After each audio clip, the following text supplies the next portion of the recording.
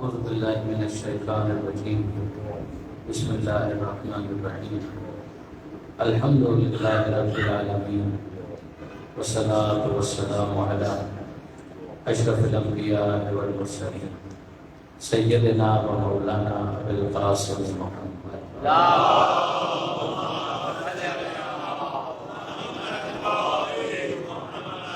اہل بیت الطیبین الطاہرین المعصومین المسلومین المنتجبین المنتخبین المیامین لا سیما علی الامام المنتظر والحجۃ الثانی عشر الذین اذهب اللہ عنہم الرجس وطہرہم تطہیرا.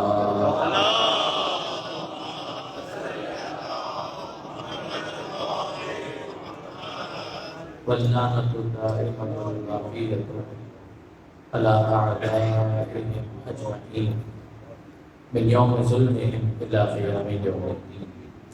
رب اشرح لي صدري ويسر لي أمري واحلل عقدة من لساني يفقهوا قولي واجعلني خالصا لوجهك الكريم يا الله. صلوات على محمد.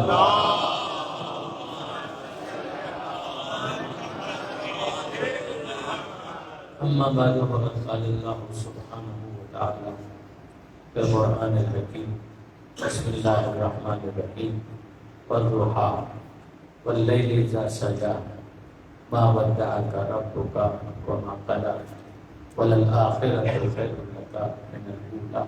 صلی اللہ علیہ محمد.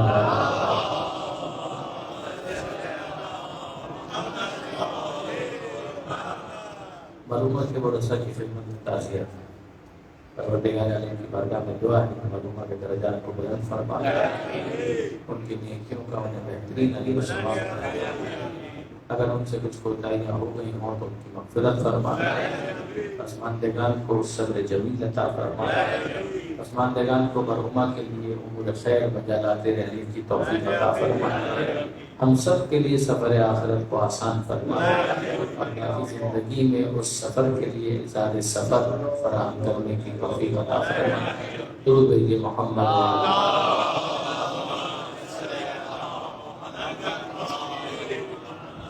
ناظرین عزیز و خاران محترم، ایصال ثواب کی اس مجلس کے لیے قرآن مجید کا یہ سورہ نمبر 93 اور اس سورہ کی ابتدائی آیتیں ہیں کہ جن کی تلاوت کا شرف حاصل کیا گیا. ویسے بھی یہ سورہ مختصر، اس کا نام ہے سورہ ضحیٰ. 11 آیتوں پر مشتمل یہ سورہ ہے اور اس کے فوراً بعد اگر آپ دیکھیں تو سبسیکوینٹ سورہ ہے وہ ہے سورہ انشراح. اور ان دونوں سوروں کا مضمون بالکل ہم آہنگ. قرآن مجید کے بہت سے سورے ایسے ہیں کہ جن کو ایک پیئر کی صورت میں پریزنٹ کیا گیا ہے. جیسے سورہ فلق ہے، سورہ ناس ہے. ان دونوں کو اگر آپ دیکھیں تو ان کا مضمون متحد ہے. اسی طرح سے سورہ بقرہ اور سورہ آل عمران، ان دونوں کا مضمون متحد ہے. یہی معاملہ سورہ انفال اور سورہ برات کا بھی، 8واں سورہ اور 9واں سورہ، ان کا بھی مضمون متحد ہے.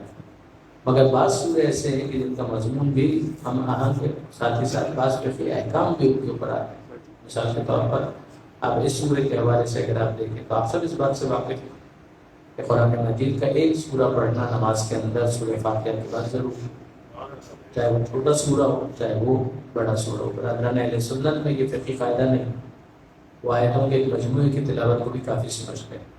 مگر ہمارے یہاں اگر آپ دیکھیں تو معصومین سے جو روایات ہیں اس کی روشنی میں فقہ کا یہ مسئلہ ہے کہ اگر کوئی نماز پڑھ رہا ہے تو چاہے فجر ہو، ظہر ہو، عصر ہو، مغرب ہو، عشاء ہو، جتنی واجب نماز ہے، واجب نماز میں سورہ فاتحہ تو ہو گئی، لا صلاۃ الا بفاتحہ الکتاب، نماز ہو نہیں سکتی جب تک اس میں سورہ فاتحہ نہ پڑھا جائے. تو اب سورہ فاتحہ کے بعد کیا ہے؟ سورہ فاتحہ کے بعد کوئی ایک سورہ پڑھنا کافی ہے. مگر اگر سورہ ضحیٰ کی تلاوت کی جائے تو سورہ ضحیٰ کی تلاوت کافی نہیں. اس کے فوراً بعد سورہ علم نشرح، اس کی تلاوت بھی کرنا ضروری ہے. یعنی ان دونوں کو جب پڑھا جائے گا تو وہ پھر ایک مکمل سورہ مانا جائے گا. حالانکہ اگر آپ دیکھیں تو دونوں کے درمیان بسم اللہ کا فاصلہ بھی ہے. اور اگر آپ ترتیب کے اعتبار سے دیکھیں تو الگ الگ ان کو سورہ شمار کیا جاتا ہے. مگر ایک تو مضمون کے اندر ہم آہنگی ہے اور پھر ساتھ ساتھ فقہی اعتبار سے بھی یہ مسئلہ آتا ہے. یہ مسئلہ قرآن مجید کے اندر یا سورہ ضحیٰ اور سورہ انشراح کا ہے، اور یا پھر اس کا ایک اور محل آتا ہے اور وہ ہے سورہ فیل اور سورہ قریش۔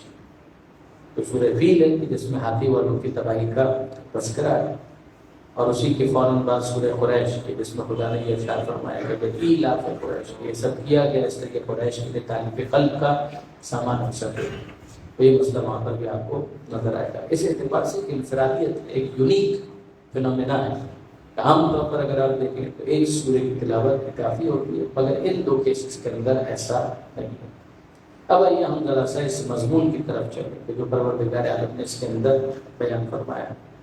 اس کا بیک گراؤنڈ ہے، پس منظر ہے، جس کو آپ شان نزول سے تعلیم کرتے ہیں۔ سب نے لکھا، شیعہ سنی سبھی نے اس کو لکھا کہ پیغمبر اکرم کے اوپر جو قرآن مجید وحی کی صورت میں نازل ہو رہا ہے۔ قرآن مجید کی جو آیتیں سب سے پہلے نازل ہوئی وہ تو سورہ علق کی ابتدائی 5 آیتیں، پھر اس کے بعد 30ویں پارے کے بہت سے سورے، کبھی پورا سورہ اور کبھی اس کا کچھ حصہ پیغمبر اکرم پر نازل ہوتا، اور یہ ابتدائی وحی کے سورے ہیں کہ جو پروردگار عالم نے نازل فرمائے۔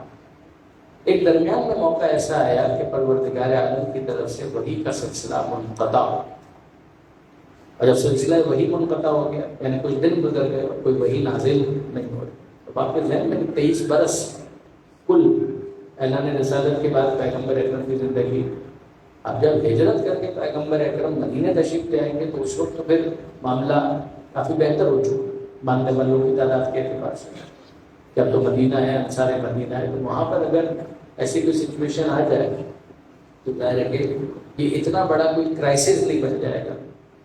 مگر مکی زندگی میں ہجرت سے پہلے پیغمبر اکرم نے ابھی اعلان رسالت کیا ہے، اور پھر اس کے بعد درمیان میں وہی رسول کے جو ارشاد فرما رہے تھے کہ آج خدا نے مجھ پر یہ وحی نازل کی، پھر کہہ رہے ہیں کہ آج خدا نے مجھ پر یہ وحی نازل کی، کہ کنفرنٹیشن بھی ہے، مقابلہ بھی ہے، اور اس پیغام کی جاذبیت بھی ہے۔ لیکن اگر اچانک پیغمبر اکرم یہ کہنا بند ہے اور پیغمبر اکرم نہیں کہہ رہے کہ آج مجھ پر کیا نازل ہوا، تو اب سامنے سے سوال آ رہا ہے کہ آج آپ نے بتایا نہیں، چاہے کوئی ہدایت کے لیے پوچھ رہا ہو چاہے کوئی طنز کے لیے پوچھ رہا ہو، جیسے کہ یہ مکی زندگی کی بات ہو، تو اگر کوئی ہدایت کے لیے پوچھنا چاہ رہا ہے تو بھی پیغمبر اکرم یہ کہہ رہے ہیں کہ ابھی کچھ نازل نہیں ہوا، اور اگر کوئی طنز کرنا چاہتا ہے تو بھی کہتا ہے کہ آج آپ پر کچھ نازل نہیں ہوا، تو وہ ٹانٹ کر رہے ہیں، ٹیزنگ ہو رہی ہے۔ تو پھر اس کے بعد جب چند دنوں تک، بعض روایات کے اندر ہے کہ 15 دن تک پیغمبر اکرم نے کسی تازہ آیت کے نزول کی کوئی خبر نہیں کی۔ جب 15 کے قریب دن آ گئے، بعض میں اس سے بھی زیادہ کی مدت آئی، بعض میں سے کم، تو پھر بعض افراد نے جو کفار مکہ تھے، مشرکین مکہ تھے، انہوں نے طنز کرنا شروع کیا کہ بھائی محمد جس خدا کو مانتے تھے وہ ان سے ناراض ہو، وہ روٹ گیا، وہ ان سے ناراض ہو گیا، ورنہ اگر راضی ہوتا تو پھر یہ کیسے ہو سکتا ہے کہ اب تک جو وحی کا سلسلہ تھا وہ منقطع ہو جاتا۔ تو خدا کا مزید وحی کا نازل نہ کرنا، یعنی یہ وہ کہہ رہے ہیں کہ جو ویسے ہی خدا کو بھی نہیں مانتے، خدا کے رسول کو بھی نہیں مانتے، یا خدا کو مانتے ہیں تو اس کانسیپٹ کو نہیں قبول کرتے جو توحید کا پیغمبر اکرم بیان فرما رہے ہیں۔ لیکن انہوں نے سامنے سے تنظم یہ کہنا شروع کیا کہ جناب محمد کا خدا جو ہے وہ ان سے روٹ گیا ہے، ناراض ہو گیا ہے۔ عجیب معاملہ ہے، جو ہمیں روز بتاتے تھے کہ آج یہ نازل ہوا، آج وہ نازل ہوا، اور اب اتنے دن گزر گئے کسی تازہ وحی کی کوئی خبر، کسی تازہ آیت کی کوئی خبر نہیں سنا رہا۔ تو پیغمبر اکرم کو بھی ایک ملال ہوا کہ پروردگار عالم کی طرف سے وحی کا سلسلہ منقطع ہو گیا۔ تو آئے گا وہ تو جانتے ہیں، ظاہر کے علم تو ہے ان کو، لیکن یہ کہ لوگوں کی باتیں لشکر بن کر پیغمبر اکرم کے دل کو زخمی کر رہے ہیں۔ تو اب اس کانٹیکسٹ کے اندر یہ آیت نازل ہے۔ اب اگر آپ اس کو دیکھیں گے تو واقعی اس کو زیادہ سمجھنا آسان ہوتا ہے۔ تو بسم اللہ الرحمن الرحیم، اللہ کے نام سے جو رحمان ہے، والضحیٰ، دن کے گرم وقت کی قسم، واللیل اذا سجا، اور رات کی قسم کہ جب وہ ساکن ہو جائے۔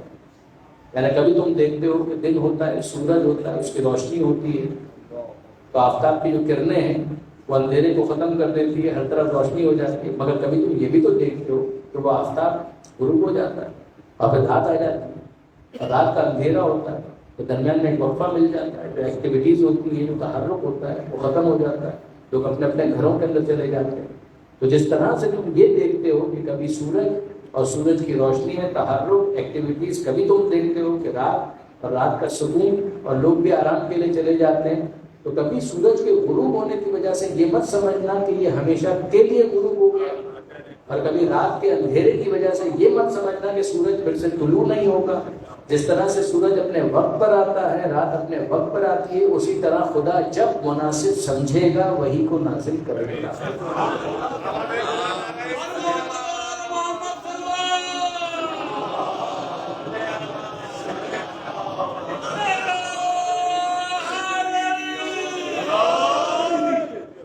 آپ نے غور فرمایا کہ ان دونوں قسموں کے ذریعے سے کہ جو پروردگار عالم نے گواہ کے طور پر پیش کیا، والضحیٰ دن کے گرم وقت کی قسم، واللیل اذا سجا اور رات کی قسم کہ جب وہ ساکن ہو جائے تو کبھی تحرک ہے، کبھی سکون ہے، کبھی ایکٹیویٹی ہے، کبھی آرام، کبھی ایک بھرپور توانائی کے ساتھ ایک سلسلہ ہے کہ جو نظر آتا ہے، اور کبھی ایسا ہوگا کہ اس میں تھوڑا سا وقفہ دیا جائے گا۔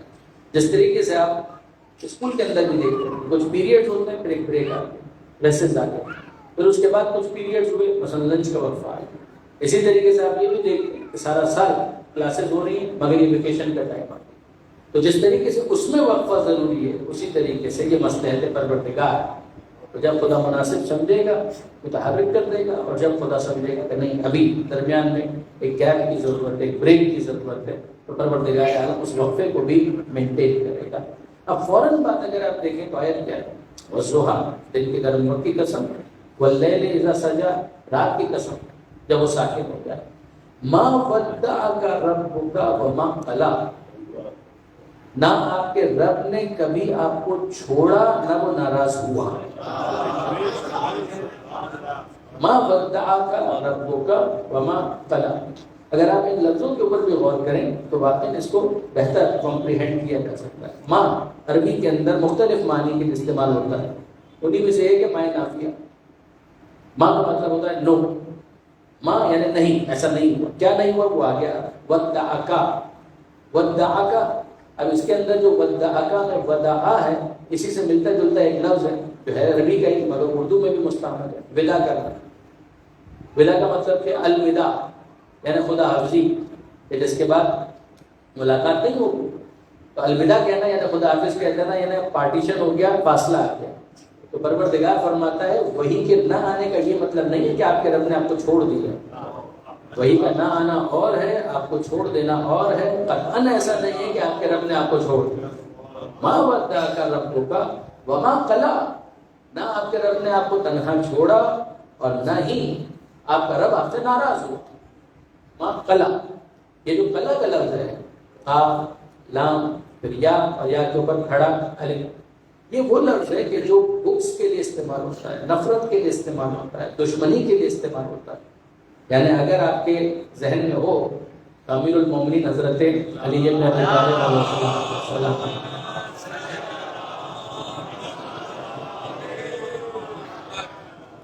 مولا کائنات نے خود یہ لفظ اپنے بارے میں استعمال کیا کہ میرے بارے میں دو طرح کے افراد ہلاک ہو گئے، ہلک فی رجلان، دو طرح کے افراد ہیں، ہلک وہ ہلاک ہو گئے میرے بارے میں، ایک محب غار، ایک وہ چاہنے والا جو بلوغ کی حد تک پہنچ گیا، ومبغض قال، یہ قال وہی قال، اور وہ بغض رکھنے والا کہ جو دشمنی پر ہوتا ہے۔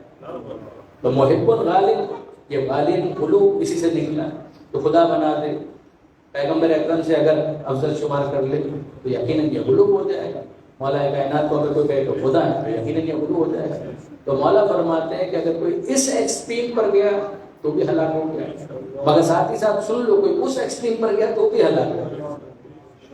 مبغض قال، اگر کوئی بغض رکھنے والا ہے، نفرت کرنے والا ہے، دشمنی کرنے والا ہے، تو یاد رکھنا کسی اور کے لیے پیغمبر اکرم نے یہ نہیں کہا، میرے بارے میں کہا لا یحبک الا مومن ولا یبغضک الا منافق، پہلے تجھ سے محبت کرے گا تو مومن اور تجھ سے بغض رکھے گا تو منافق۔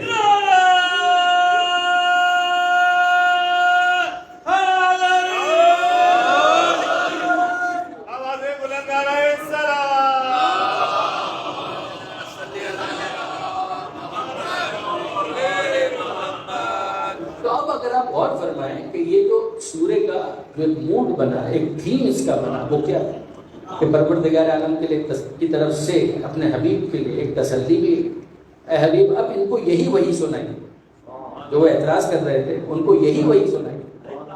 تو انہوں نے یہ کیسے سمجھ لیا کہ اگر وحی کا نزول نہ ہو تو میرے رب نے مجھے چھوڑ دیا، میرا رب مجھ سے ناراض ہو گیا. اور اب آپ ذرا دیکھیے کہ پروردگار عالم کس طریقے سے ان دو چیزوں کو سمجھاتا ہے.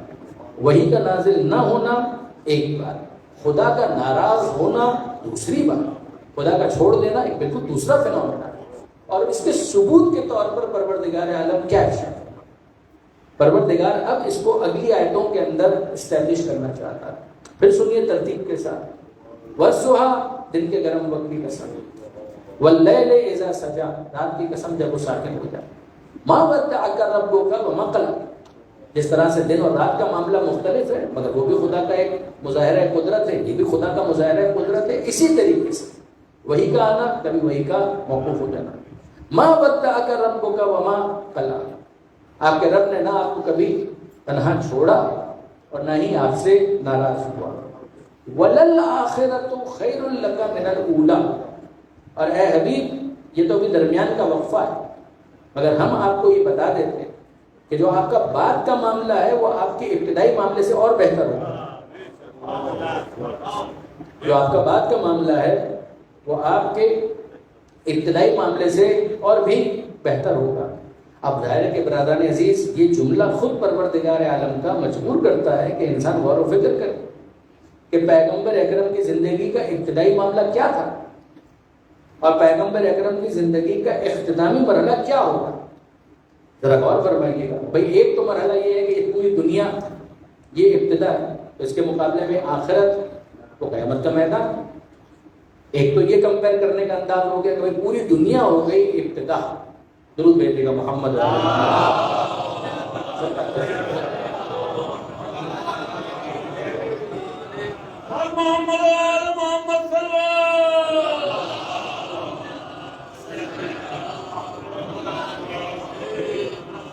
تو ایک تو تقابل کرنے کا طریقہ یہ ہو گیا کہ جب پروردگار عالم کہہ رہا ہے وَلَلْآخِرَةُ خَيْرٌ لَكَ مِنَ الْأُولَىٰ اے حبیب آپ کا آخری جو معاملہ ہے وہ آپ کے ابتدائی معاملے سے بہت بہتر ہوگا.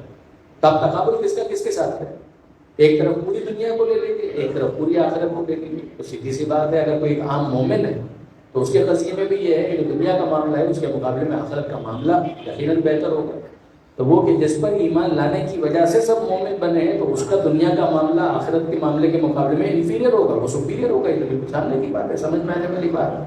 ایک اور بات کہ اگر آپ خالی رسالت کے اعتبار سے دیکھیں تو پروردگار عالم نے رسول کو رسول بنایا ہے. وَمَا أَرْسَلْنَاكَ إِلَّا كَافَّةً لِلنَّاسِ ہم نے آپ کو تمام انسانوں کے لیے رسول بنایا ہے. چلیے تو ہم شروع کر لیتے ہیں. جب پیغمبر اس دنیا میں تشریف لائے تو یہ ہو گیا پیغمبر اکرم کا ابتدائی زمانہ. اور اختتام کس کو کہیں گے؟ جب رسول کی رسالت قیامت تک جانے والی ہے تو جو قیامت سے کچھ پہلے کا زمانہ ہوگا جس میں ہم نام محمد آ کر دین محمد کو غالب کر دے گا.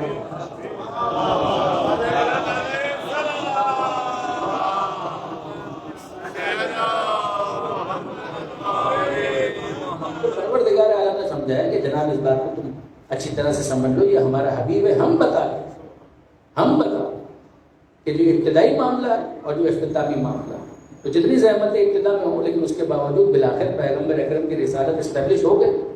آخرت کا جو معاملہ ہوگا جو اختتام دنیا کے اختتام سے کچھ پہلے کا لِيُظْهِرَهُ عَلَى الدِّينِ كُلِّهِ وَلَوْ كَرِهَ الْمُشْرِكُونَ وہ اس کو اس دین کو غالب کر دے گا ادیان باطلہ پر، چاہے مشرکین کو یہ بات کتنی ہی ناگوار. یہ بھی دیکھنے کا ایک انداز ہے. اب اس کے بعد غور طلب بات یہ ہے کہ پروردگار عالم نے فوراً ارشاد فرمایا کہ وَلَسَوْفَ يُعْطِيكَ رَبُّكَ فَتَرْضَىٰ اے حبیب یہ جو آپ کو رنج ہوا، آپ کو جو ملال ہوا، ہم آپ کو اطمینان دلا. اب ہمیں ان آیتوں کے اندر یہ دیکھنا ہے کہ کیا انتظام ہوا اوائل حیات مصطفیٰ میں اور کیا انتظام ہوا اختتام کیا تھا. تو اب ذرا غور فرمائیے گا کہ اگلی آیتوں میں ہمیں یہ ٹریس کریں. ایک طریقہ تو یہ ہے کہ ہم سیرت کی کتابوں میں دیکھیں، وہاں پر بھی ہم دیکھ سکتے ہیں، وہ بھی دیکھنے کا ایک انداز ہو سکتا ہے. اور ایک طریقہ یہ ہے کہ نہیں، قرآن کی آیتوں میں ہم تلاش کریں اور پھر ان آیتوں کی روشنی میں ریفلیکٹ کریں اور دیکھیں کہ سیرت میں اس خاص رخ سے کیا مواد موجود ہے. تو آپ دیکھیں گے کہ عجیب بات یہ ہے کہ پروردگار عالم نے فوراً ارشاد فرمایا. کمپیریزن کے لیے دو چیزیں دی. وَلَلْآخِرَةُ خَيْرٌ لَكَ مِنَ الْأُولَىٰ. ایک ہے کنکلوڈنگ اختتام آخرہ، ایک ہے اولا ابتدا، خیر بہتر اختتام. اور فوراً پروردگار عالم نے جو ارشاد فرمایا وہ کیا؟ لف و نشر مرتب. یہ تو ترتیب پہلے بیان کی تھی آخرت اور پھر اولا، تو پہلے آخرت کے حوالے سے ارشاد ہو گیا وَلَسَوْفَ يُعْطِيكَ رَبُّكَ فَتَرْضَىٰ. اے حبیب آپ کا رب آپ کو اتنا عطا کرے گا کہ آپ راضی ہو جائیں. اب ذرا غور کیجیے، یہ جو پروردگار عالم نے کہا وَلَسَوْفَ يُعْطِيكَ رَبُّكَ فَتَرْضَىٰ، اے حبیب آپ کا رب آپ کو اتنا عطا کرے گا، اتنا عطا کرے گا فَتَرْضَىٰ، آپ راضی ہو جائیں گے. یعنی غور طلب بات ہے برادران عزیز، انصافاً کیا آپ کس کو راضی کرنا چاہتے ہیں؟ خدا کو. ہم نماز پڑھتے ہیں کہ وہ خدا کو راضی کر لیں گے. ہم روزہ رکھتے ہیں کہ کیوں؟ خدا کو راضی کر دیں گے. ہم حج کرتے ہیں، عزاداری کرتے ہیں، زیارت پر جاتے ہیں کہ کیوں؟ خدا کو راضی. ساری دنیا خدا کو راضی کرنا چاہتی ہے، اور خدا جس کو راضی کرنا چاہتا ہے اس کا نام ہے مصطفیٰ.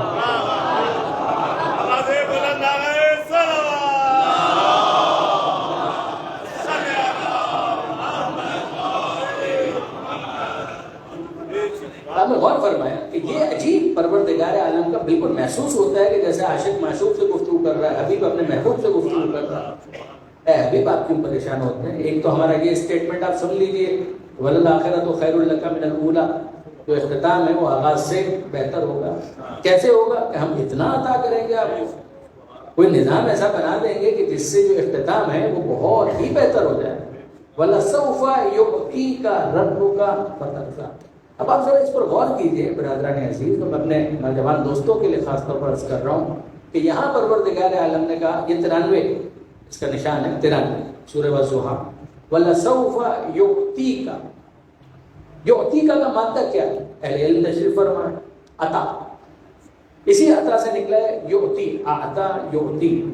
اس نے عطا کیا، وہ عطا کرتا ہے، وہ عطا کرے گا. عطا یعطی.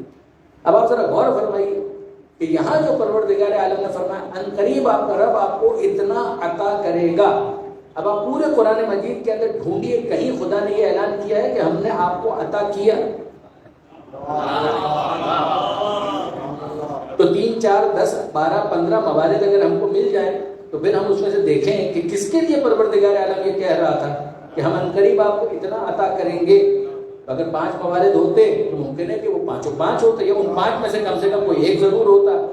اس لیے کہ یہ ہے مستقبل کا صیغہ اور وہ ہے ماضی کا صیغہ. تو یہاں مستقبل کا اعلان کیا جا رہا ہے ہم آپ کو عطا کریں گے، اور ہم ان کو تلاش کرنا ہے کہ کہیں پروردگار عالم نے 10 مرتبہ 20 مرتبہ 25 مرتبہ 100 مرتبہ کہیں تو کہا ہو کہ ہم نے آپ کو عطا کر دیا. گویا اعلان کیا جا رہا ہے، ریفلیکٹ کیا جا رہا ہے، ریفر کیا جا رہا ہے کہ وہ جو ہم نے کہا تھا کہ عطا کر دیں گے تو ہم نے عطا کر دیا. تو یقین جانیے قرآن مجید میں کوئی 100 مقامات نہیں ہے، کوئی 50 مقامات نہیں ہے کہ جہاں خدا نے کہا ہو ہم نے عطا کر دیا، کوئی 10 مقامات نہیں ہے کہ جہاں خدا نے کہا ہو ہم نے عطا کر دیا، 5 مقامات بھی نہیں ہے کہ جہاں خدا نے کہا ہو ہم نے عطا کر دیا. صرف ایک موقع ہے جہاں خدا نے کہا انا اعطیناک الکوثر.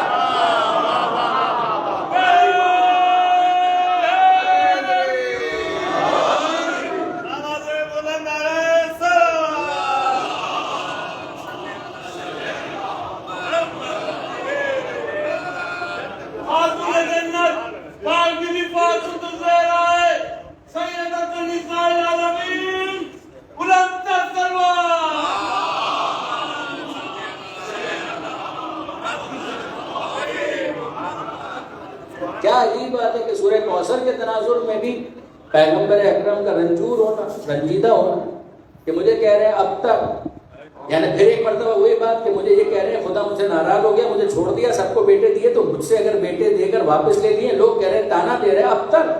یہاں پر بھی خدا چھوڑ دیا، ناراض ہو گیا، یہی تانا دیا جا رہا ہے. پروردگار عالم نے یہاں پر تو کہا سن لیجئے وَلَلْآخِرَةُ خَيْرٌ لَكَ مِنَ الْأُولَىٰ. یہ سارے تانے دینے والے بلا عقب بلا نشان رہیں گے. آپ کا اختتام آغاز سے بہت بہتر ہوگا، اور وہ جس کے ذریعے سے بہتر ہوگا، جو آپ کے دین کو غالب کرے گا، وہ کس ذریعے سے اس دنیا میں آئے گا. انا آتینا کل کوثر، ہم زہرا کی صورت میں آپ کو کوثر دے چکے.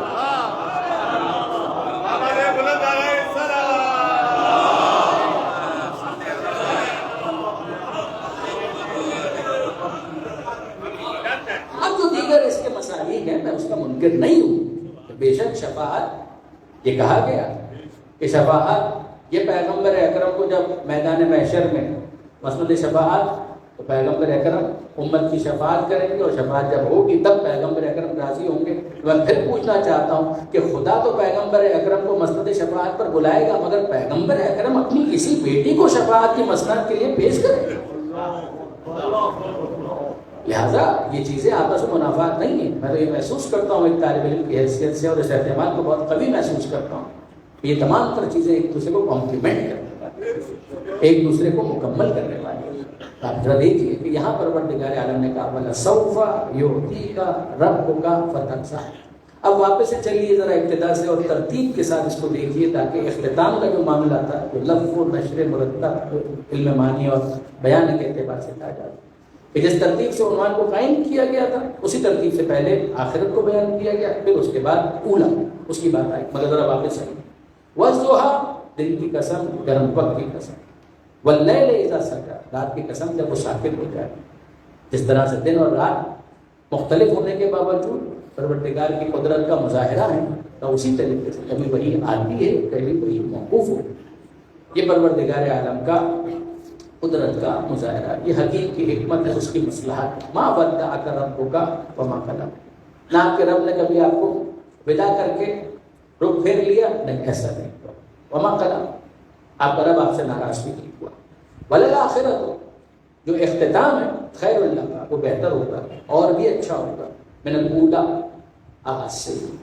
وَلَسَوْفَ يُعْطِيكَ رَبُّكَ فَتَرْضَىٰ، آپ کا رب آپ کو اتنا عطا کرے گا، اتنا عطا کرے گا کہ آپ راضی ہو جائیں.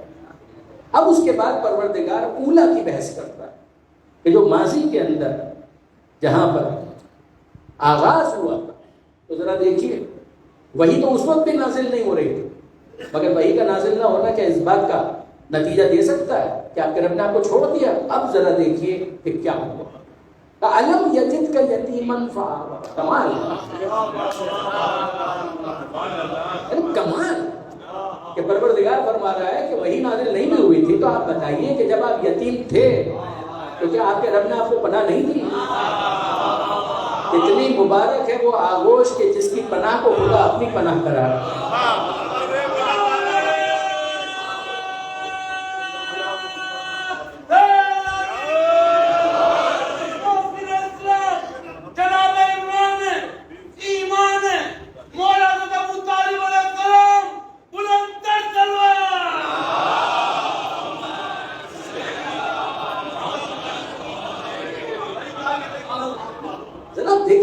برادران عزیز کہ وہ جو مستقبل کی بات ہے تو نسل کوثر، ماضی کی بات ہے اہل بات یتیم تھے، یتیم عبداللہ جو بظاہر ایک انسان کا سرپرست ہو سکتا ہے اور اس کا باپ ہے. دنیا میں آنے سے پہلے آپ کے والد اس دنیا سے تشریف لے گئے، تو جناب عبداللہ کی وفات ہو گئی، تو پیغمبر اکرم تو بائی برتھ یتیم.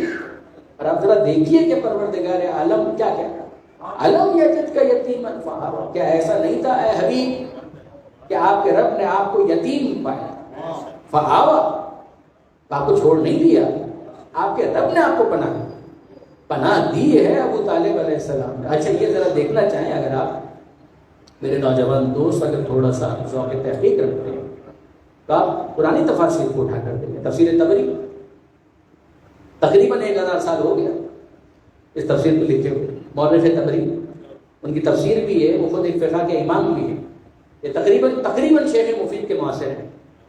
تو جناب طبری ان کی جو تفسیر ہے اس کے بارے میں علماء اہل سنت کے درمیان ایک جملہ رائے ہے. وہ فرماتے ہیں کہ اگر یہ اس زمانے کی باتیں ہیں کہ جب نہ واٹس ایپ ہوتا تھا، نہ کوئی پی ڈی ایف تھا، نہ کوئی ای میل تھا، نہ کوئی انٹرنیٹ تھا، چھاپے خانے بھی موجود نہیں تھے، تو ہاتھوں سے لکھنے کا ہی رواج تھا، قلمی نسخے ہوا کرتے. تو یاد رکھیے گا کہ اس زمانے میں کسی کتاب کے حصول کے لیے میلوں کا سفر طے کرنا پڑتا ہے. یعنی اگر شیخ یا کلینی کتاب کو جمع کر رہے ہیں تو یہ کتاب کا جمع کرنا ایسا نہیں ہے جس طرح سے آج کتاب جمع کی اس طرح سے بالکل. تو ان کے درمیان علماء اہل سنت کے درمیان یہ جملہ مشہور ہے کہ اگر میلوں کا سفر طے کر کے کہیں سے تبری کی تفسیر کا نسخہ مل جائے تو زحمتیں جو برداشت کی ہیں وہ سب وصول ہیں. یعنی یہ اتنی اہم تفسیر مانی جاتی ہے. جناب اسلم جیراج پوری صاحب نے بھی جو قرآن مجید کے علوم پر ان کا ایک کتابچہ ہے اس میں انہوں نے یہ جملہ نقل کی اور دیگر علماء کے درمیان مشہور ہے. تو اتنی اہم کتاب تفسیر تبری، جی ہاں اتنی اہم کتاب، اس کتاب کو دیکھنا چاہیں تو اس میں دیکھیں. ابن کثیر کی کتاب اموی یعنی واقعاً بنو امیہ کے پیرول پر آپ کہہ لیجیے یا بنو امیہ کے انتہائی مخلصین پر مشان ابن کثیر. تو ابن کثیر جو ہے انہوں نے بھی اپنی تفسیر کے اندر یہی لکھا اور اس کے علاوہ جو پرانے جتنے ہیں ان سب نے تو یہی لکھا. میں نیوں کا کوئی ذمہ نہیں دے سکتا، لیکن یہ جتنے پرانے ہیں خود برادران کی کتابوں کے اندر آپ کو یہی نام ملے کہ وہ کون تھا کہ جس کی پناہ کو خدا نے اپنی پناہ کر دیا. آپ کو نام یہی ملے گا کہ جناب ابو طالب اور جناب عبد المطلب، یہ دو نام. والد کا انتقال ہو گیا، پھر اس کے بعد جناب آمنہ سلام اللہ علیہ ان کی بھی وفات ہو گئی. جناب عبد المطلب پھر ان کی بھی وفات ہو گئی.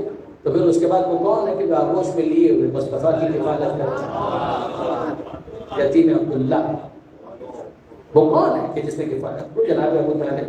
اور یہیں پر میں آپ کی خدمت میں عرض کروں کہ ذرا یتیم کے حوالے سے دیکھیے یہاں خدا نے یتیم کا پھر آگے جا کر پھر ایک مرتبہ عمل یتیم فلا تقہر، اسے سورے میں ہے کہ خبردار یتیم کے اوپر کبھی قہر مت ڈھانا، سخت مت ہو جانا، اس کا دل زخمی مت کر دینا. پیغمبر اکرم خود یتیم، اور پیغمبر اکرم کیا ارشاد فرما رہے ہیں ذرا غور کیجیے. پیغمبر فرما رہے ہیں انا وکافل الیتیم کہاتین فی الجنہ. ذرا غور کیجیے. میں یعنی یہ خاص طور پر میں اس لیے کہہ رہا ہوں کہ بہت سے احباب بھی سوال کرتے ہیں کہ جناب مثال ثواب کرنا چاہتے ہیں تو کیا کرتے ہیں؟ آپ کے معاشرے کے اندر بہت سے ایسے افراد ہیں شہید ہو گئے، ان کے بچے یتیم. بہت سے ایسے ہیں کہ شہید نہیں بھی ہوئے مگر اس دنیا سے چلے گئے، بچے یتیم ہیں، قسم کرسی کا عالم ہے، وہ کفالت کے لیے منتظر ہے. یاد رکھیے گا کہ بہت زیادہ اپریشیٹ کیا گیا ہے کہ انسان یتیم کے سر پر دست شفقت پر. پیغمبر کا جملہ سنیے، پیغمبر فرماتے ہیں انا وکافل الیتیم، کہ میں اور یتیم کی کفالت کرنے والا کہاتین فی الجنہ، ہم جنت میں اس طرح سے ہوں گے جس طرح سے یہ دو ملی ہوئی انگلیاں. آپ نے اندازہ کیا؟ انا وکافل الیتیم، میں اور یتیم کی کفالت کرنے والا کیسے ہوں گے جنت میں؟ فی الجنہ، جنت میں تو ہوں گے مگر کیسے؟ کہاتین، جس طرح سے یہ دو ملی ہوئی انگلیاں تم دیکھ رہے ہو نا، جس طرح سے یہ ملی ہوئی ہیں اسی طریقے سے میں اور یتیم کی کفالت کرنے والا اس طرح سے جنت میں ہوں گے. نیکسٹ ڈور نیبر، بالکل ملا ہوا گھر ہوگا، ہم ساتھ ساتھ ہوں گے. اب میں آپ سے بات پوچھتا ہوں کہ یہاں پیغمبر اکرم نے کسی خاص یتیم کی بات کی ہے یا عمومی بات کی ہے؟ پیغمبر اکرم نے عمومی بات کی ہے کہ کوئی بھی یتیم ہو، اگر کسی بھی یتیم کا پالنے والا ہے، کفالت کرنے والا ہے، تو وہ مجھ سے یہ سرٹیفکیٹ لے لے کہ وہ جنت میں میرے ساتھ ان دو ملی ہوئی انگلیوں کی طرح سے ہوگا. اب مجھے بتائیے کہ عام یتیم کا پالنے والا تو پیغمبر کے ساتھ جنت میں ہوگا، یتیم عبداللہ کو پالنے والا جنت میں کہاں ہوگا؟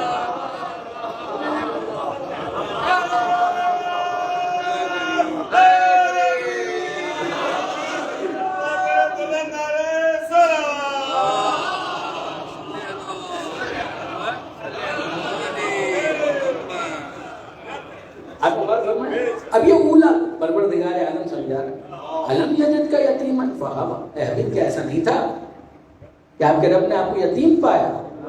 تو آپ کے رب نے آپ کو پناہ دی، پناہ ابو طالب کی، اور پروردگار اس پناہ کے تقدس کو سمجھا. کتنی مقدس ہے وہ آغوش، وہ کتنی مقدس ہے وہ گود کہ جس پناہ کو پروردگار اپنی پناہ کراتے ہیں. وہ وجہ تھا کہ ضالًا فہدیٰ، اور اے حبیب آپ مشہور نہیں تھے، آپ مشہور نہیں تھے، آپ کی شہرت نہیں تھی، ظاہر کچھ آس پاس کے افراد جانتے، مکہ کے کچھ لوگ جانتے، قریش والے جانتے، وہ آپ کو صادق اور امین کے عنوان سے جانتے، وہ ٹھیک، مگر بہت سے ایسے ہیں کہ جو آپ کو نہیں جانتے. تو وجدک ضالا فہدی، تو آپ کے رب نے کیا انتظام کیا کہ لوگوں کو آپ کی طرف متوجہ کیا، لوگوں کو آپ کی طرف متوجہ کیا. یہاں پر جو ضالن کا لفظ ہے اس کے اوپر تفصیل درکار ہے، مگر جیسا کہ سید مرتضیٰ علی اللہ مقامہ نے تنزیل الانبیاء کے اندر اس بات کو بیان کیا، اس کا خلاصہ خود علامہ سید علی نقی صاحب نے بھی تفسیر فصل الکتاب میں جو اس وقت بھی میرے ہاتھ میں درج کیا. ضلع کا مطلب کیا ہوتا ہے؟ گم شدہ. جیسے کہا جاتا ہے الحکمت ضالۃ المومن، حکمت مومن کی گم شدہ میراث. ہر دفعہ ضال کا مطلب گمراہ ہونا نہیں ہوتا. عربی کا ایک محاورہ ہے کہ ضل اللبن فی الماء، کہ دودھ پانی کے اندر مل کر ختم ہو. تو لفظ آیا وہاں پر ضلع. ضلع کا مطلب کیا ہے؟ یہ ذلیل والا ضلع نہیں، جوار والا. اس کا مطلب کیا ہے کہ پانی میں اس کو ڈالا اور وہ اس کے اندر مل کر ختم ہو گیا.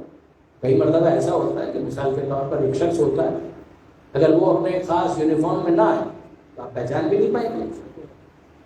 آپ میں سے کتنے ہی ایسے افراد ہوں گے جو ڈاکٹر ہوں، مگر جب تک آپ نے سفید کوٹ نہیں پہنا تو مجمع میں گم ہو گئے.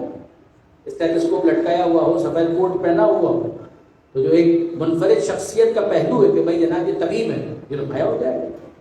اسی طریقے سے اگر ایک شخص ہے وکیل ہے، مگر وہ اپنا کالا کوٹ پہن کر نہیں آیا تو کیسے پتا چلے گا کہ جناب یہ شخص وکیل ہے؟ نہیں پتا چلتا ہے.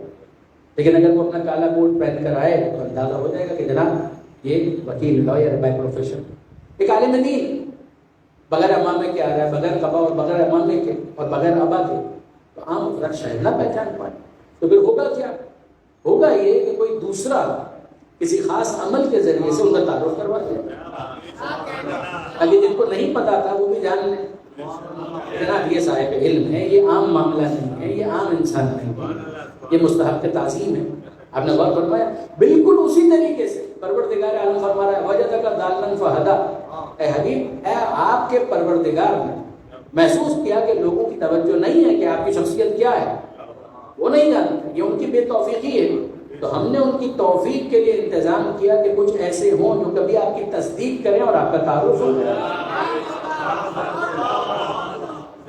بابا نے اندازہ کیا کہ اگر کبھی علی خطبہ دے رہے ہیں تو بھی اس آیت کی تفسیر ہے، اور کبھی تلوار چلا رہے ہیں تو بھی اس آیت کی تفسیر ہے، تاکہ اس کے ذریعے سے لوگوں کو یہ تعارف ہو سکے کہ مصطفیٰ ہیں کون. درود بھیجیے گا محمد و آل محمد.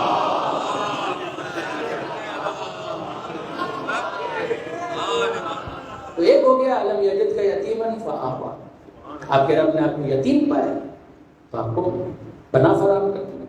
وجدک ضالا فہدی، آپ کے رب نے آپ کو لوگوں کے درمیان اتنا مشہور نہیں دیکھا تو انتظام کر دیا. اور پھر انتظام کہاں تک گیا کہ اذان ہوتی ہے تو اس میں اعلان ہوتا ہے اشہد ان محمد رسول.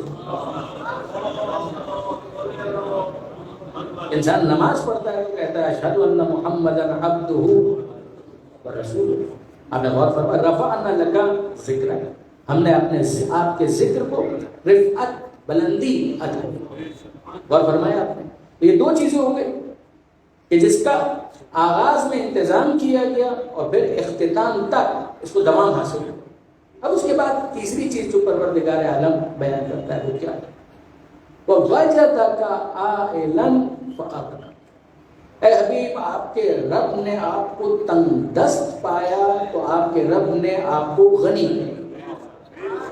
کتنی مقدس تھی وہ گود کہ جس کو خدا نے اپنی پناہ کہا، اور کتنی مقدس ہے یہ دولت کہ جس کو پروردگار اپنی طرف منسوب.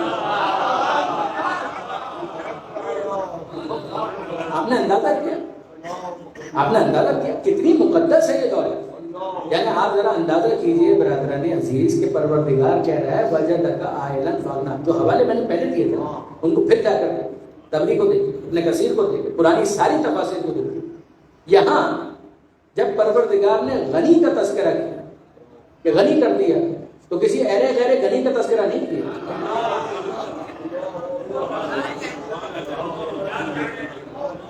یعنی مجھے بڑی توقع تھی پرانی ساری کتابیں اٹھا کر دیکھ لیجئے، گود کا تذکرہ آئے گا تو ابو طالب، دولت کا تذکرہ آئے گا تو خدیجہ طاہرہ۔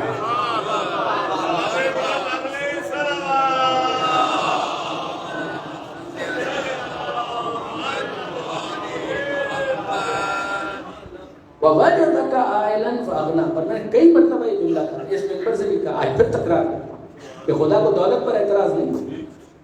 اگر حلال سے خدا نے کسی کو مال دیا ہے اور اس نے محنت سے کمایا ہے، خدا کو اس پر اعتراض نہیں۔ خدا تو بس یہ دیکھنا چاہتا ہے کہ مال آنے کے بعد کون قارون بن کر ناکام ہو جاتا ہے، کون خدیجہ بن کر کامیاب ہو جاتا ہے۔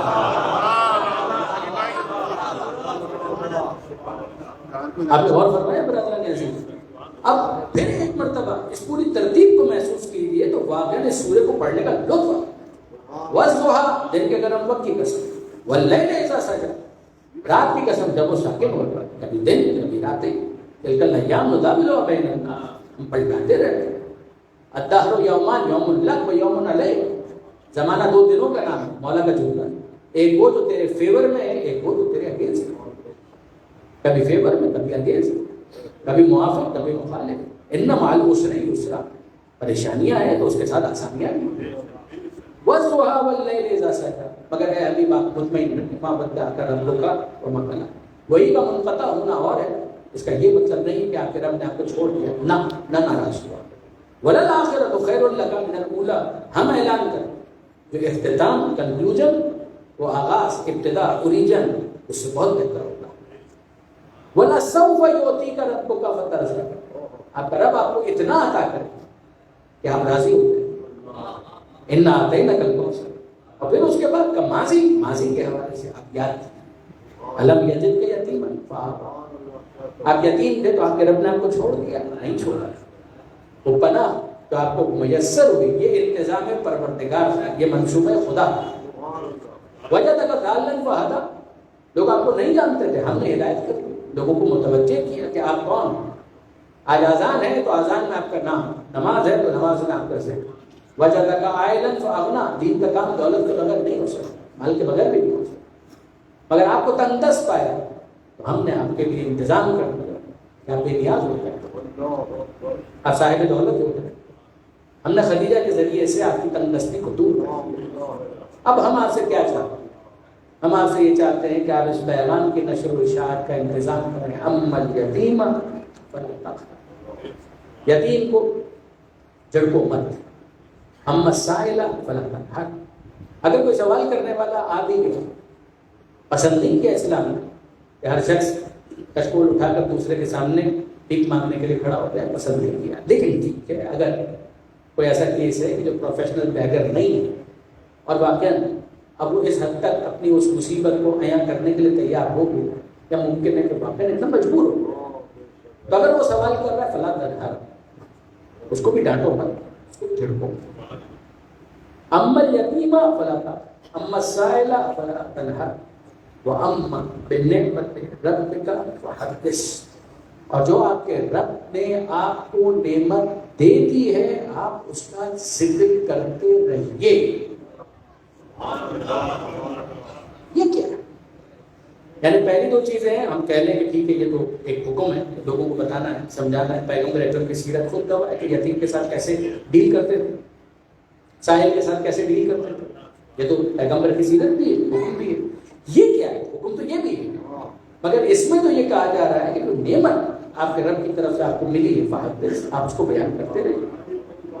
یعنی اب آپ اندازہ کیجئے برادران عزیز، اچھا آپ ظاہر ہے کہ اہل علم تشریف فرمائے، مولانا موسیٰ نقوی صاحب تشریف فرمائے، ہمارے انتہائی محترم سینئر دوست بھی ہیں، سینئر بھی ہیں، اور ہمارے بہت بڑے محسن ہیں، ان کے پروفیسر ارتشا صاحب کے۔ تو میں آپ کی خدمت میں عرض کروں کہ ذرا غور کیجئے، باب تفعیل عربی زبان میں یہ گرامر کا ایک باب ہے، اور اس کا ایک کام یہ ہے کہ اس کو استعمال کیا جاتا ہے تکرار، یعنی فقط ایک مرتبہ اس کو انجام دے لیا جائے تو کافی نہیں، جیسے بلغ، حدث، بلغ، یہ فاعل کے بدل میں صیغہ امر امپیریٹو ہے کہ یہ کرنا ہے، لیکن مثال کے طور پر یہ کہا جائے بلغ، اسی سے نکلا ہے تبلیغ، باب تفعیل ہے، تفعیل تبلیغ، تو تبلیغ کے اندر کیا ہوتا ہے؟ ایک مرتبہ کہنا کافی نہیں ہوتا، بھائی نماز قائم کرو، ایک مطلب کہنا کافی نہیں ہے، علم تو آ گیا، یا دہانی بار بار، کبھی اس طرح سے کبھی اس طرح سے، کبھی یوں موقع ڈھونڈ کر کبھی یوں موقع تلاش کر کے، کبھی جمعے کے خطبے میں، کبھی بیٹھے بیٹھے، کبھی بچوں کو سامنے بٹھا، کبھی مجمع جمع کر کے، بار بار جس چیز کو بیان کیا جائے اس کو تبلیغ کہتے ہیں۔ کیا عجیب بات ہے کہ ولایت کا جب اعلان ہوا تب بھی کہا بلغ ما انزل الیک من ربک، پہنچا دیجیے وہ کہ جو آپ کے رب کی طرف سے پہلے ہی آپ پر نازل کیا جا چکا ہے، ایک بار نہیں بلغ، ایک بار نہیں بلغ، بار بار پہنچائی۔ اور اسی لیے پیغمبر اکرم نے کہا فلیبلغ الشاہد الغائب، جو حاضر ہے اس کی ذمہ داری ہے بلغ، بار بار وہ دوسروں تک پہنچائے۔ اب اگر کوئی یہ پوچھے کہ یہ بار بار آپ علی کا ذکر کیوں کرتے ہیں، تو ہم علی کا ذکر اپنی مرضی سے نہیں کرتے، یہ حکم پروردگار بھی ہے، حکم مصطفیٰ بھی ہے۔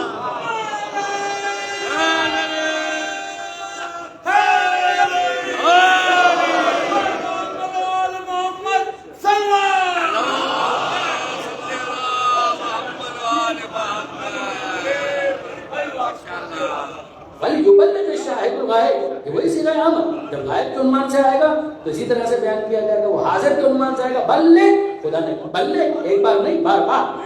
اب یہاں پر وہی تحدیث اسی سے نکلا ہے، پروردگار فرما رہا ہے اما بنعمت ربک فحدث، اسی لیے کہا گیا کہ ایک ہوتا ہے دوسروں کو لیٹ ڈاؤن کرنا، ایک ہوتا ہے دوسروں کے سامنے ایروگنس کا مظاہرہ کرنا، تکبر کا مظاہرہ، لباس ایسا پہنو کہ جس سے سارے کے سارے مرغوب ہو جائیں، یہ اس کی بات نہیں ہوتی، یہ نہیں ہے۔ بات یہ ہو رہی ہے کہ انسان، خدا نے اس کو وسعت دی ہے، تو کیا خدا چیتڑوں میں دیکھنا چاہتا ہے؟ نہیں، پروردگار یہ بھی نہیں چاہتا۔ اگر اللہ نے آپ کو گنجائش دی ہے، آپ اپنا واجب زکات بھی نکال رہے ہیں، خمس بھی نکال رہے ہیں، صدقے کا بھی انتظام کر رہے ہیں، غریبوں کی خبرگیری بھی کر رہے ہیں، ان کو کھانا بھی کھلا رہے ہیں، سب کچھ کر رہے ہیں، تو پروردگار عالم پسند کرتا ہے کہ جب اس نے نعمت دی ہے تو وہ نعمت انسان کے وجود میں ظاہر ہے۔ ٹھیک ہے، اپنی تربیت کے لیے انسان کبھی روٹین سے ہٹ کر بھی بالکل ہی سادہ لباس پہن لے تو ٹھیک ہے، لیکن یہ کہ بہرحال اگر خدا نے گنجائش دی ہے تو پروردگار انسان کو چیتڑوں میں نہیں دیکھتا۔ اگر خدا نے آپ کو گنجائش دی، آپ بہتر مکان میں جا سکتے ہیں، جائیے، تکبر مقصد نہ ہو، اسراف مقصود نہ ہو، انسان فضول خرچ نہ ہو، لیکن یہ ہے کہ بہرحال اگر وہ کسی بہتر جگہ پر شفٹ ہو جاتا ہے تو قابل ملامت نہیں ہے۔ اگر گنجائش دی ہے پروردگار عالم نے اور پھر بھی اس کے باوجود انسان کہ نہیں جناب ہم تو موٹر سائیکل پر ہی جائیں گے، نہیں، گنجائش آپ گاڑی دے دیجیے، خدا کو کوئی اعتراض نہیں، بلکہ پسند کیا گیا ہے اربع من اسباب السعادہ، یہ سعادت کے اسباب میں سے ایک سبب ہے کہ اگر ایک انسان کے پاس اچھی سواری ہے تو جہاں پہنچنا ہے وقت پر وہ پہنچ سکے گا، ورنہ بیچارہ اسی طریقے سے اس کا وقت ضائع ہوگا، زیادہ بہتر ہے تو وہ اچھی سواری لے۔ لیکن اس اچھی سواری کا مقصد کیا ہو؟ ایک تو شکر پروردگار مالک تو کہتا ہے کہ تیرا احسان، اگر کبھی جا رہا ہے اور کوئی دوسرا نظر آتا ہے اسی جگہ پر وہ بھی جا رہا ہے تو بٹھا سکتا ہے تو بٹھا لے، یہ بھی ایک طریقہ ہے، تو اس کو بھی ثواب کے حصول کا ایک ذریعہ بنایا، کسی اور کو نیچا دکھانے کے لیے نہیں۔ لیکن یہ ہے کہ نعمت پروردگار، اس کو کہتے ہیں تحدیث نعمت، تحدیث نعمت، تحدیث نعمت کا مطلب نعمت کا اظہار، بیان کرنا کہ شکر پروردگار۔ ایک انسان تھا بیمار تھا، صحت مند ہو گیا، نعمت الحمدللہ۔ بھائی کیسی طبیعت ہے آپ کی؟ وہ کہہ کہ نہیں جناب ہم اس کے بارے میں کوئی گفتگو نہیں کریں گے۔ نہیں، کیوں نہیں کریں گے؟ آپ کی صحت بحال ہو گئی ہے، آپ کسی دوسرے کے سامنے بھیجیں گے خدا کا شکر، بیمار ہو گئے تھے لیکن پروردگار نے صحت دی۔ بھائی وہ آپ کا کاروبار کرائسس میں تھا، اب کیسا چل رہا ہے؟ پر اللہ کا شکر ہے، پروردگار کا احسان، معاملات کچھ بہتر ہو گئے۔ تو یہ جملہ خدا کو پسند ہے۔ اب میں آپ سے پوچھتا ہوں کہ مثال کے طور پر کوئی خاص استاد کسی کو مل گیا، اس کا ذکر کرنا بھی کہ بھئی اتنا علم آپ کے پاس کیسے آیا؟ خدا کا شکر کہ اچھے استاد مل گئے تھے، اچھے اساتذہ مل گئے تھے، ان سے استفادہ کیا، ان کے سامنے زامن قلم مستحق کیا، یہ بھی تحدیث نعمت ہے۔ خدا کا شکر ہے ماں باپ ایسے مل گئے تھے کہ جنہوں نے ولایت علی کھول کر پہلا۔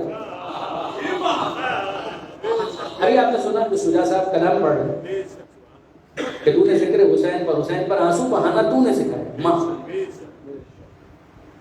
تو اب یہ تمام تر چیزیں ہیں، یہ بھی تحدیث نعمت ہے۔ تحدیث نعمت کے اندر یہ سب کچھ آئے گا۔ اب میں آپ سے پوچھتا ہوں کہ پیغمبر اکرم کو حکم دیا جا رہا ہے کہ اما بنعمت ربک فحدث، اپنے رب کی نعمت کو بار بار بیان کریں۔ تو اس پورے سورے کے اندر پروردگار نے کون سی نعمتیں گنوائی؟ اے حبیب آپ یتیم تھے تو خدا نے آپ کو پناہ دی، تو جو ذریعہ پناہ بنا وہ نعمت۔ اے حبیب لوگ آپ کی طرف متوجہ نہیں تھے، ہم نے انتظام کیا، لوگ آپ کی طرف متوجہ ہوئے، تو جو ذریعہ ہے توجہ بنا، اس کا چہرے کی طرف توجہ کرنا عبادت بن جائے گا۔ اب ذرا غور کیجیے گا۔ اور تیسرا کہ پروردگار نے کہا اے حبیب آپ تندرست تھے تو آپ کے رب نے آپ کو غنی کر دیا، خدیجہ کا مال ذریعہ بنا تو خدیجہ خود ایک نعمت۔ اب اس کے بعد سمجھ میں آتا ہے کہ کیوں پیغمبر اکرم بار بار فضائل علی بھی بیان کرتے ہیں، ابو طالب کو بھی یاد کرتے ہیں، خدیجہ کو بھی۔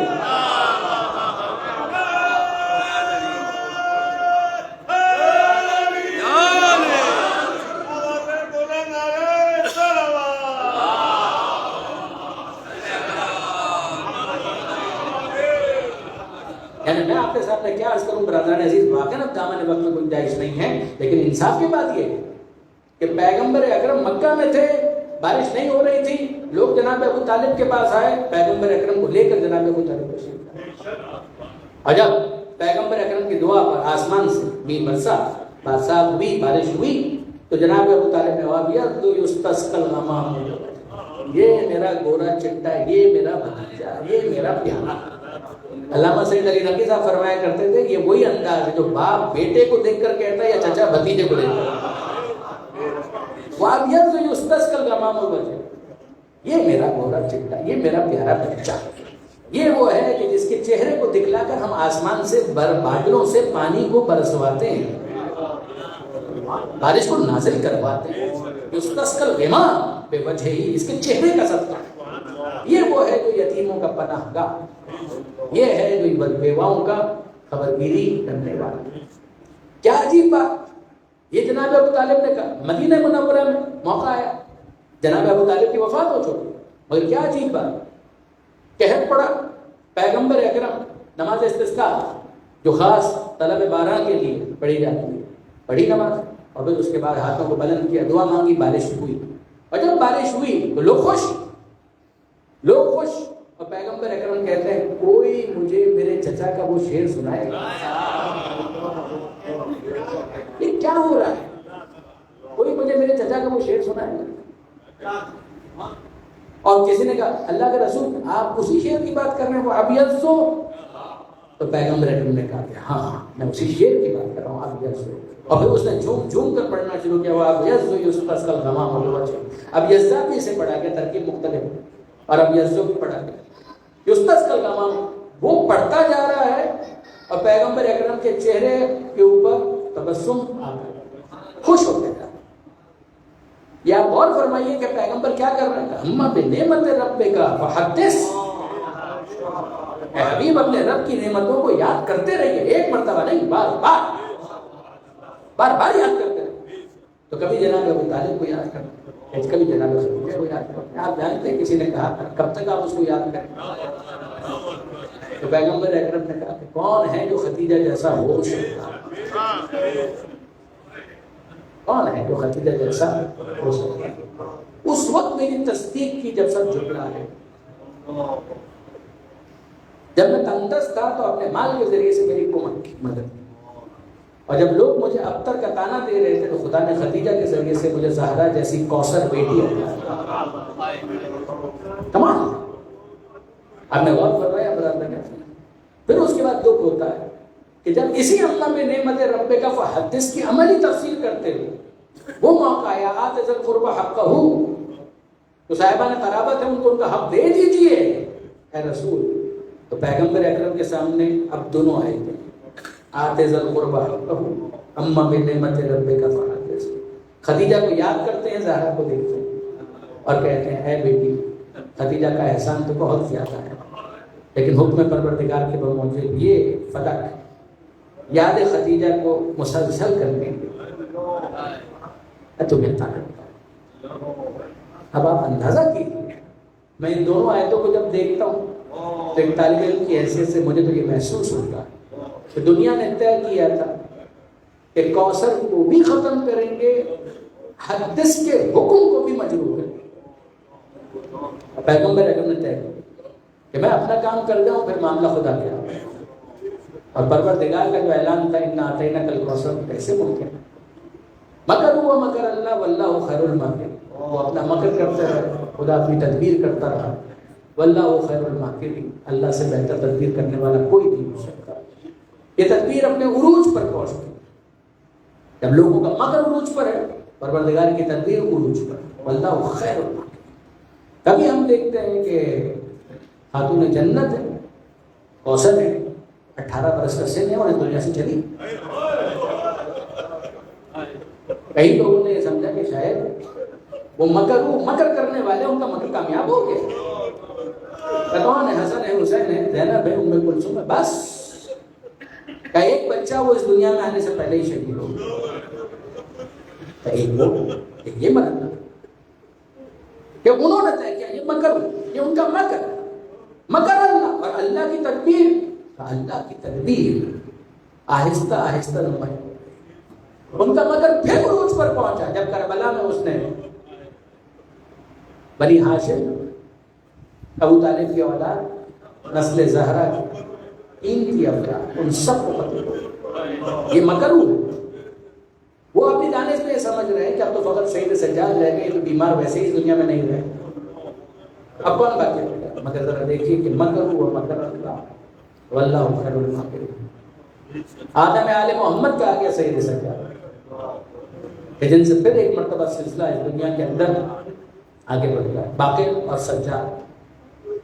اب ذرا دیکھیے کہ واقعی اس وقت پوری دنیا کے اندر سادات کا ہونا یہ مکر اللہ کی تفسیر نہیں، کہ یہ اس بات کا عملی اعلان نہیں، واللہ خیر الماکرین۔ ہاں، اس میں کوئی شک نہیں کہ آل محمد نے قیمت بہت بڑی چکائی، بہت بڑی چکائی۔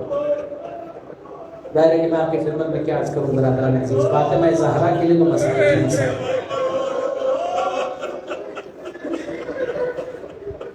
وَلَلْآخِرَةُ خَيْرٌ لَكَ مِنَ الْأُولَىٰ، اے حبیب آخرت اختتام آغاز سے بہت بہتر ہوگا، مگر اس بہتر کو بہتر بنانے کے لیے جو قیمت دی گئی، وہ جو پروردگار کا منصوبہ ہے اس کی تکمیل کے لیے جو قیمت دی گئی وہ بہت بھاری قیمت ہے۔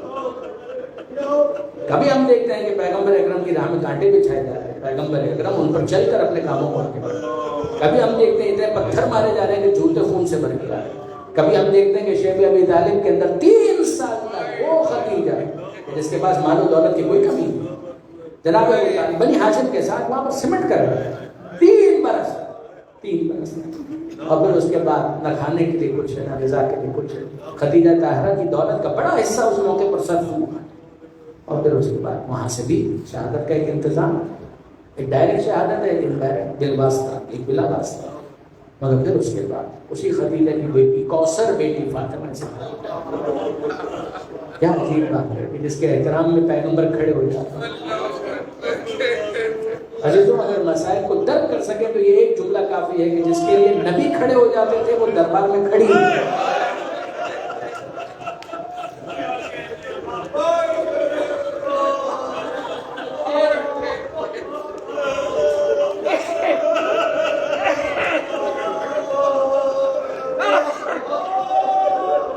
جس کے لیے حضور کھڑے ہو جاتے وہ دربار میں کھڑی ہوئی۔ وہ کہ جس کے ناموں میں صدیقہ ہے اسے یہ سننا پڑ رہا ہے کہ بی بی آپ جھوٹ بول رہی ہیں، ہم آپ کی اس بات کا یقین نہیں کرتے۔ اتنے مسائل کے بعد اگر زہرا بھول کر 75 یا 95 دن کے بعد اس دنیا سے چلی جائے تو حیرانی کی جائے۔ اور آپ جانتے ہیں کہ یہ بات اگر زہرا اس دنیا سے چلی گئی ہے تو جناب امیر المومنین غسل و کفن کے بعد جب جنازہ تیار ہو تو بچوں کو بلایا، جاؤ بچوں ماں کا آخری دیدار کرنا۔ اس وقت جناب زینب بھی ہیں، جناب ام کلثوم بھی ہیں، امام حسن بھی آ گئے، حسین نہیں آ حسین نہیں آ حسین نہیں آ بیٹا حسین تم بھی آؤ اور ماں کا آخری دیدار کر لو۔ کہا نہیں، میں اس طرح سے نہیں آؤں گا جب تک ماں ویسے نہیں بلائیں گی جیسے ہمیشہ بلائیں گی، جب تک ماں ویسے نہیں بلائے گی کہ جیسے ہمیشہ بلاتی۔ اور پھر میں ان روایت کے الفاظ کا کیا کروں کہ جس کے اندر لکھا ہے کہ بندے کا فن ٹوٹے زہرا کے ہاتھ باہر آئے۔ جب حسین نے صرف ایک جملہ کہا کہ اماں تیرا حسین غریب ہو گیا، بندے کا فن ٹوٹے، بیوی نے باہیں پھیلا دی، اے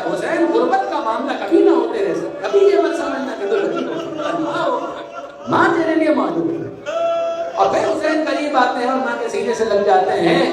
بس عزیزوں یہی معاملہ یاد رکھیے گا، یہ مدینے کی غربت ہے، فاطمہ برداشت نہ کر سکے، اور وہ کربلا کی غربت ہے۔ بیٹا حسین کہہ رہے ہیں حل من ناصر ینصرنا، ہے کوئی مدد کرنے والا، ہے کوئی اس طرح سے لبیک کہنے والا؟ یہاں تک کہ جب سلجنا سے زمین پر گرے، زخمی تھے، پورا جسم تیروں میں الجھا ہوا تھا، مگر جب زمین پر آ رہے تھے تو ایک دکھیاری ماں اپنی آغوش پھیلائے ہوئے موجود تھی۔ آ میرے لال کوئی اور نہیں تو تیری ماں موجود ہے، اپنی گود میں تیرا سر۔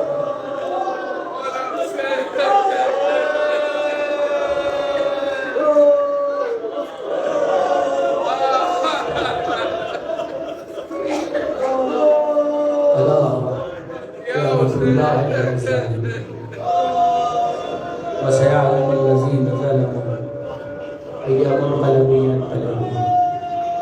بارے لا اس قریب توسل کو قبول فرما، مالک معصوم کو جناب سیدہ کے رومال میں جگہ عطا فرما، مرحومہ کے درجات کو بلند فرما، مرحومہ کو ان کی نیکیوں کا بہترین اجر و ثواب عطا فرما۔